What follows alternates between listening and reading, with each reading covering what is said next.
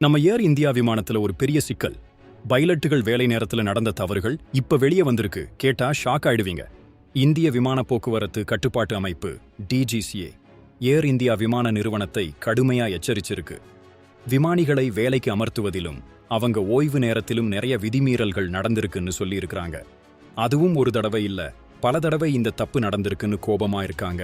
இந்த விஷயத்துல பொறுப்பில் இருந்த 3 பெரிய அதிகாரிகள், ஒரு துணைத் தலைவர், ஒரு மேலாளர், ஒரு திட்டமிடல் அதிகாரி, அவங்க பதவியில இருந்து நீக்கப்பட்டு அவங்க மேல ஒழுங்கு நடவடிக்கை எடுக்கணும்னு DGCA உத்தரவிட்டிருக்கு.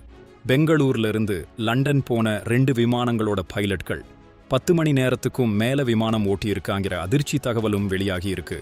விமான பாதுகாப்புங்கிறது ரொம்ப முக்கியங்க. இது மாதிரி தவறுகள் நடந்தா நம்ம உயிருக்கே ஆபத்து. இந்த மாதிரி விஷயங்கள் நம்ம மக்கள் மத்தியில ஒரு அச்சத்தை ஏற்படுத்தும். இது பத்தி உங்க கருத்து என்ன? ஏர் இந்தியா மேல DGCA எடுத்த நடவடிக்கை சரியா? கமெண்ட்ல சொல்லுங்க.